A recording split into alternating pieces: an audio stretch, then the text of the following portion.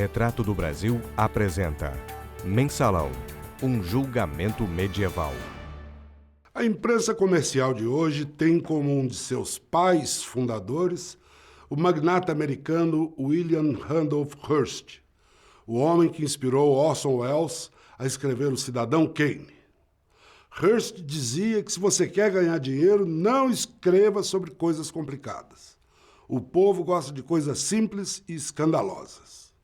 A revista Retrato do Brasil é diferente. Fundada com contribuições de centenas de pessoas, tem uma missão social definida por um programa: contribuir para a elevação do nível de consciência política e cultural de seus leitores. E assim, todo ano seleciona um conjunto de assuntos relevantes para estudar, esclarecer e divulgar, e assim realizar os objetivos propostos em seu programa. O tema mensalão é um desses assuntos. E em fevereiro de 2012, depois de alguns meses de estudo, a revista publicou seu primeiro grande artigo sobre o tema. Dessa edição inicial até agora, em meados de agosto de 2013, Retrato do Brasil fez mais 8 grandes reportagens sobre o mensalão.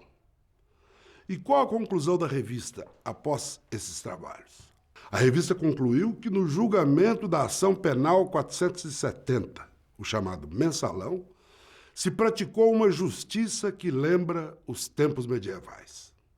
Capítulo 1, no qual se explica a diferença entre a justiça medieval e a justiça moderna. O que era essa justiça? Basicamente, antes dos tempos modernos, antes do iluminismo, não se partia do crime, mas do suspeito de ser o criminoso. Como bem resumiu o cientista Carl Sagan. Pegava-se a bruxa, ela era torturada, se confessasse, o crime estava esclarecido, se não confessasse, pior para ela. Ter resistido à tortura era a prova evidente de que ela tinha um pacto com o demônio. Um nome simboliza o surgimento da justiça moderna. Cesare Beccaria, jurista, filósofo e escritor italiano que viveu no final do século XVIII. Beccaria dizia: é preciso primeiro provar a materialidade do crime. Aquilo de que a pessoa é acusada tem de existir concretamente. Não basta que a bruxa confesse que gostaria de ter matado o Papa, ou mesmo que matou o Papa. Se o Papa está vivo, não há crime. O crime tem de ser concreto, material. Capítulo 2, que mostra nas próprias palavras do ministro Barbosa e do procurador Gurgel que o desvio de dinheiro público é o pilar do mensalão. Esse roubo provaria a materialidade do crime. Na brevíssima síntese com a qual encaminhou para julgamento o processo do mensalão, o ministro Joaquim Barbosa caracterizou assim o crime.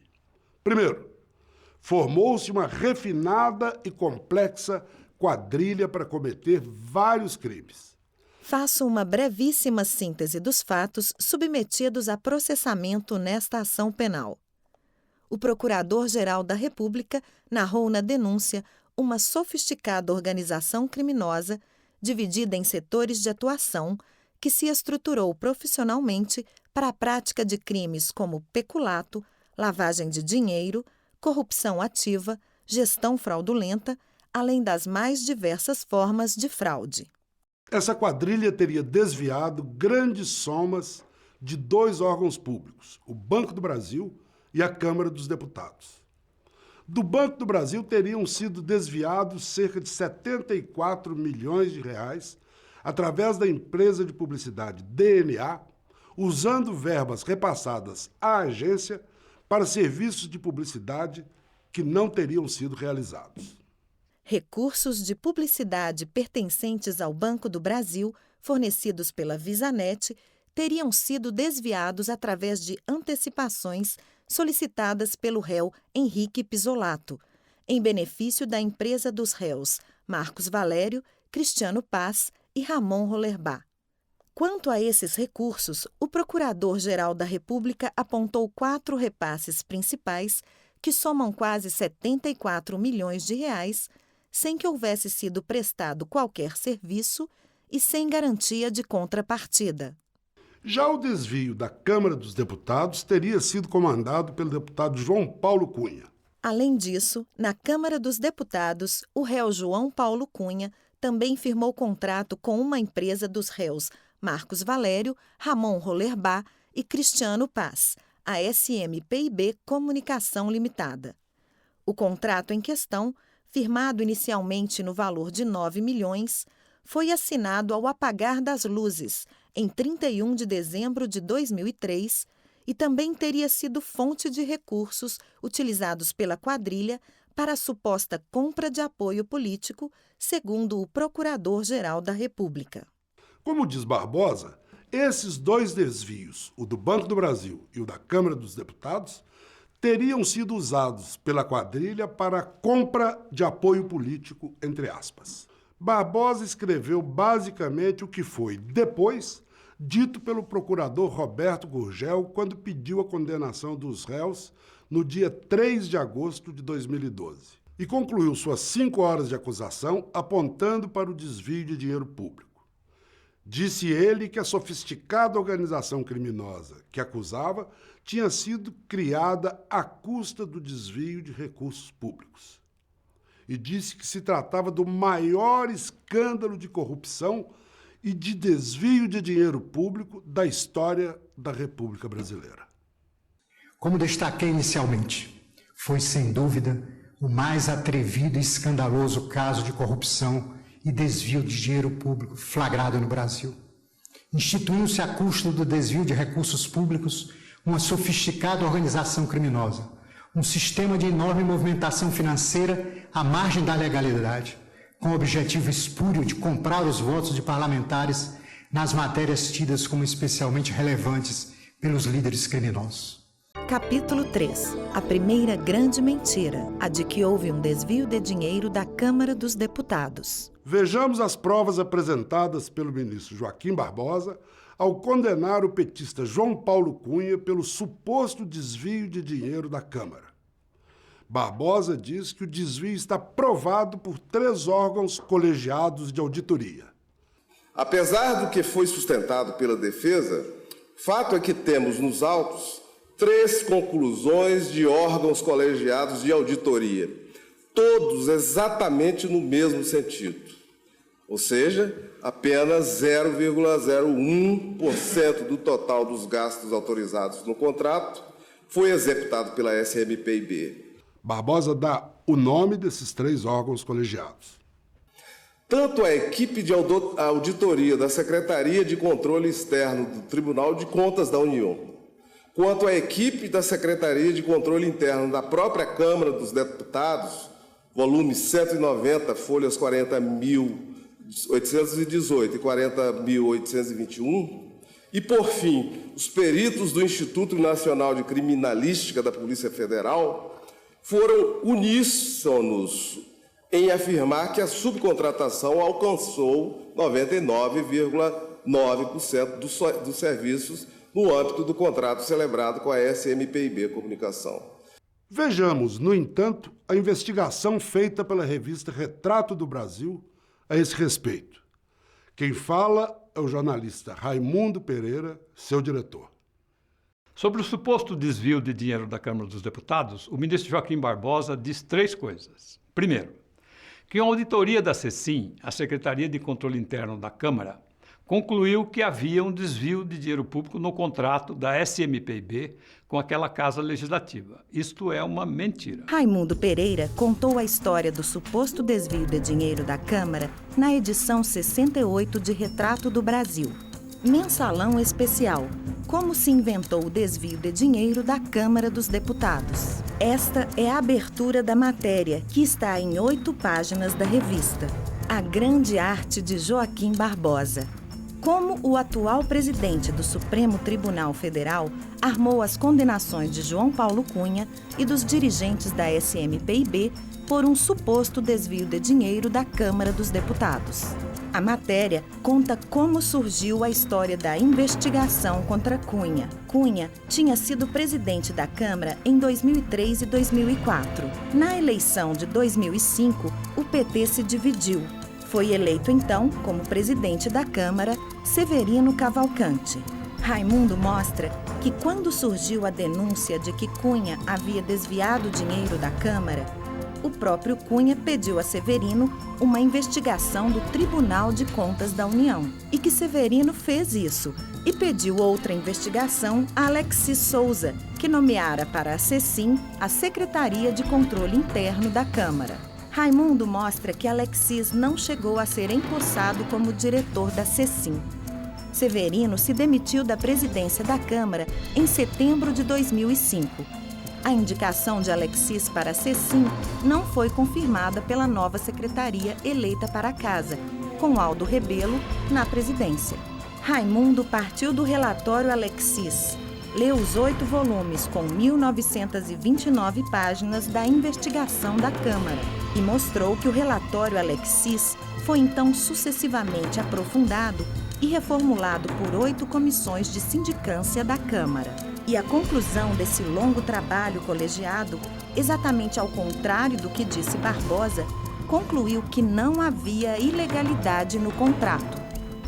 Segundo, o ministro Joaquim Barbosa diz que a equipe de auditoria da Secretaria de Controle Externo do Tribunal de Contas da União comprovou a existência de desvio. Isso também é falso. Raimundo sugere ao leitor que veja no YouTube, no dia 16 de agosto de 2012, na segunda parte do vídeo, aquela sessão do STF, logo depois de 1 hora, 3 minutos e 10 segundos. Vejamos. A Corte de Contas, portanto, uma secretaria disse uma coisa, o que eu já citei, foi trocada toda a equipe, que posteriormente diz o contrário. Raimundo diz que com a performance que acabamos de ver, Barbosa tentou desmoralizar o relatório do TCU, porque ao contrário do que ele diz, o colegiado, o pleno do TCU, considerou o contrato da SMPIB regular. E mais, por que o TCU disse que a SMPIB realizara 11,32% do contrato e ele, Barbosa, insistiu o tempo todo que a SMPIB só realizara 0,01% do contrato. Ou seja, o TCU disse que o trabalho da SMPIB valia 1000 vezes mais do que Barbosa insistiu o tempo todo em dizer. Por último, o ministro Barbosa diz que os peritos do Instituto Nacional de Criminalística da Polícia Federal também foram unânimes em apontar o desvio. Esta é a mentira mais escandalosa de todas.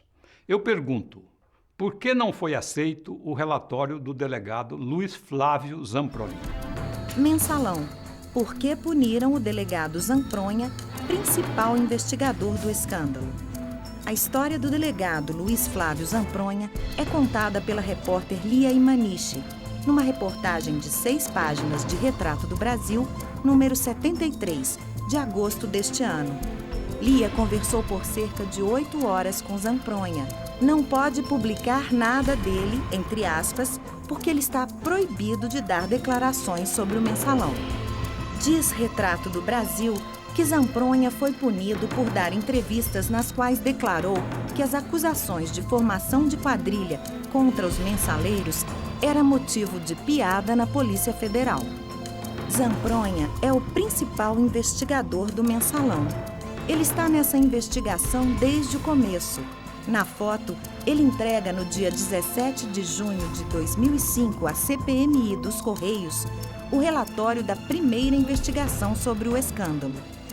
Souza, Gurgel e Barbosa aferraram-se então à tese de 2006, ou seja, a denúncia que apontou o desvio de dinheiro público, supostamente feito por Pisolato, e desprezaram em grande parte os laudos periciais pedidos por Zampronha.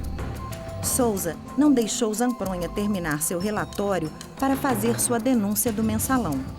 O ministro Joaquim Barbosa e o procurador Roberto Gurgel pediram sua punição, e nem Barbosa nem Gurgel aceitaram as conclusões da investigação que ele fez de 2007 a 2011, a pedido da própria Procuradoria-Geral da República.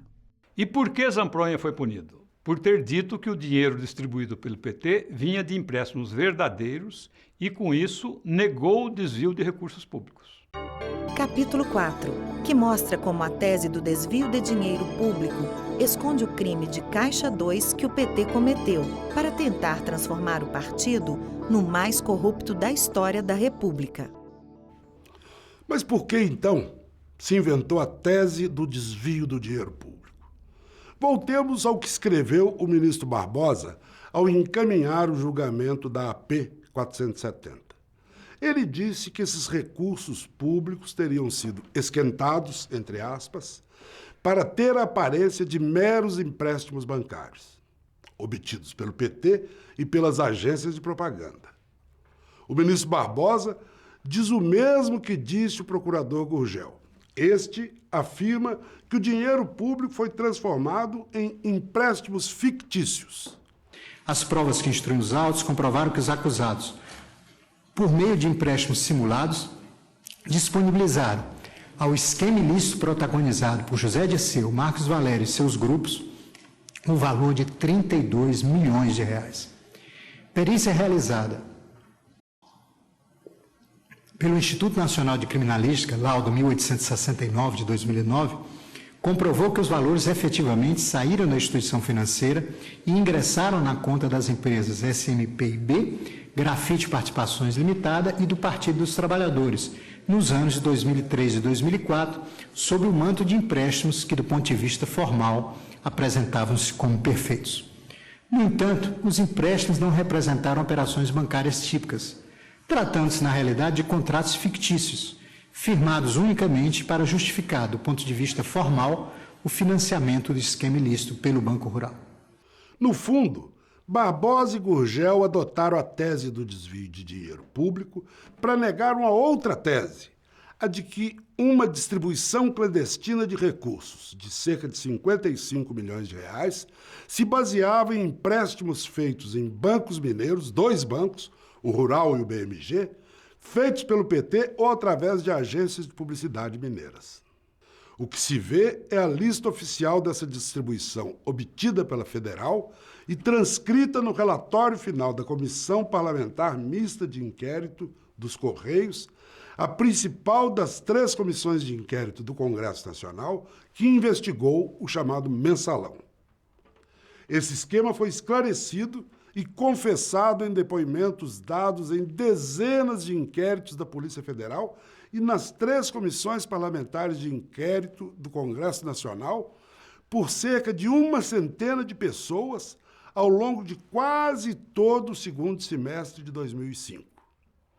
O PT tomara do Banco Rural e do BMG, indiretamente, através das empresas ligadas a Marcos Valério, 2 empréstimos que foram distribuídos pelo chamado Valérioduto e que somavam aproximadamente os 55 milhões de reais distribuídos. Como se pode ver, os empréstimos tomados pelo PT a partir das agências correspondem ao dinheiro distribuído pelo esquema Delúbio Soares e Marcos Valério.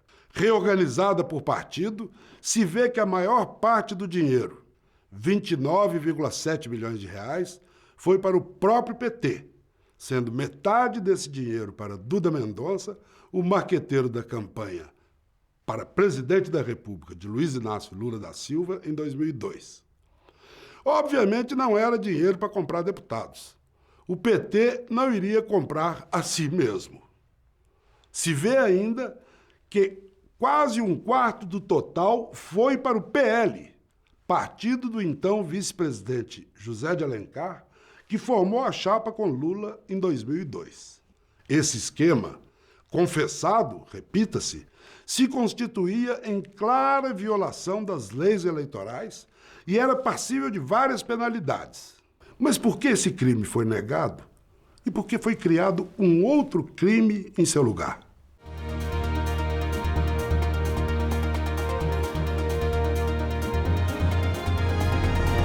Acompanhe essa animação em câmera lenta e você vai entender. Primeiro, vamos repetir o que já mostrou o Fernando Moraes, reorganizando a lista de distribuição de dinheiro do Valérioduto por partidos. Pronto. Como disse nosso apresentador, O PT, Duda e o PL levaram a maior parte, cerca de 80% do total, sinal claro de gastos com a campanha PT-PL, que elegeu Lula do PT, José de Alencar do PL. Agora, vamos comparar os totais das duas tabelas, a dos empréstimos e a da distribuição de dinheiro. Como se vê, eles praticamente coincidem. O que se inventou, então, para transformar o PT no partido mais corrompido do país? Se disse que ele teria praticamente assaltado o Banco do Brasil e roubado de seu cofre, sem que ninguém percebesse, 73,8 milhões de reais. A maior mentira de todas, a de que foram desviados 73,8 milhões de reais do Banco do Brasil. No dia 29 de agosto do ano passado, quando o Supremo Tribunal Federal condenou os réus da AP 470, que teriam sido responsáveis por esse desvio, o ministro Gilmar Mendes disse que o fato mostrava uma espécie de falência moral do país. O que fizeram com o Banco do Brasil?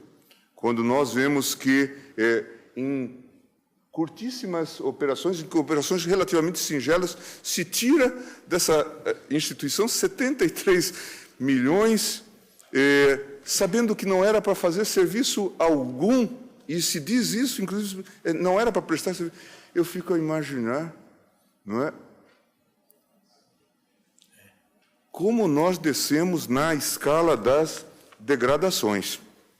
A fala do ministro Mendes não tem qualquer fundamento, garante a revista Retrato do Brasil. Como se sabe, o Banco do Brasil era associado à Visa Internacional, numa empresa formada aqui no Brasil para venda de cartões de crédito da bandeira Visa, cujo nome, na época, nome de fantasia, era VisaNet e que hoje é a Cielo.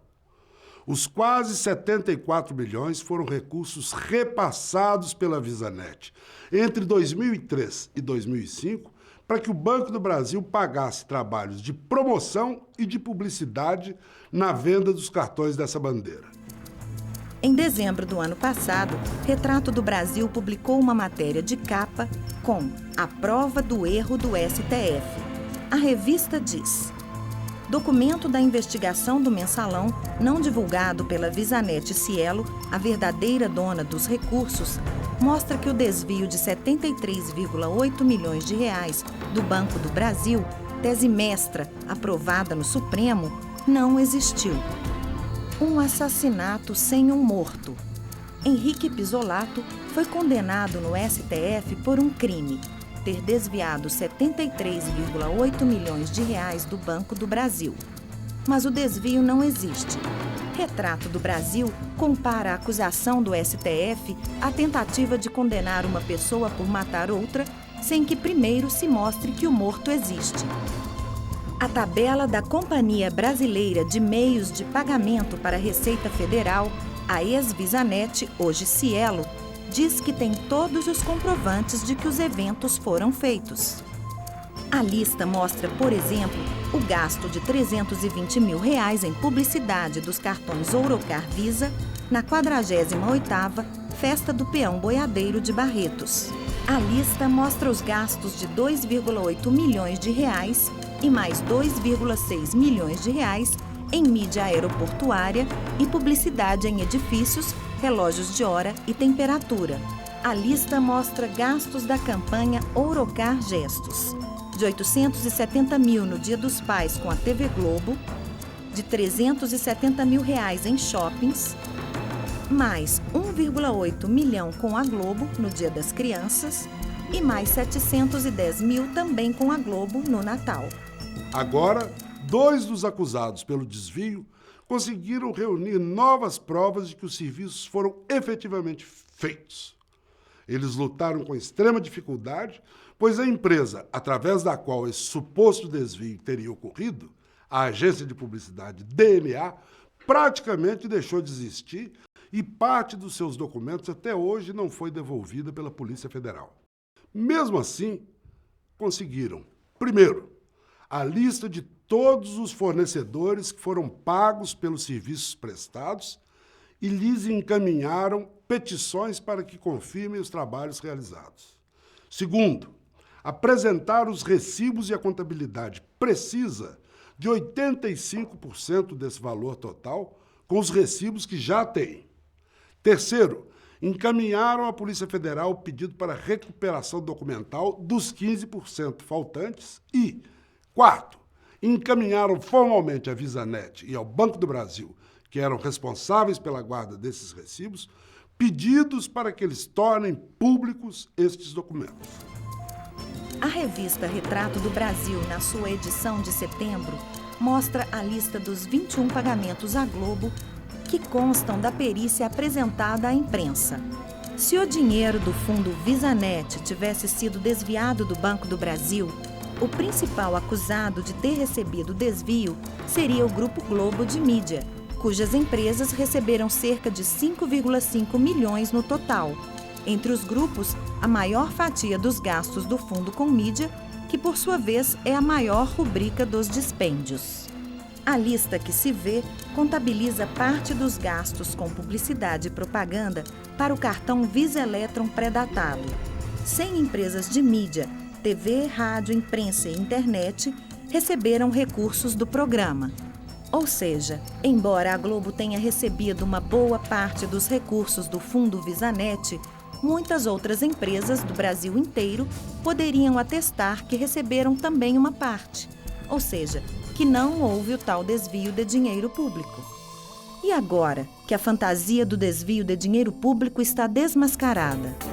No último artigo de Retrato do Brasil sobre o Mensalão, escrito por Lia Imaniche e Raimundo Rodrigues Pereira, os dois repórteres opinam que o julgamento do Mensalão, por ter condenado 25 réus, de um modo geral, a enormes penas por um crime gigante, cuja materialidade, um grande desvio de dinheiro público, é inexistente, deveria ser anulado.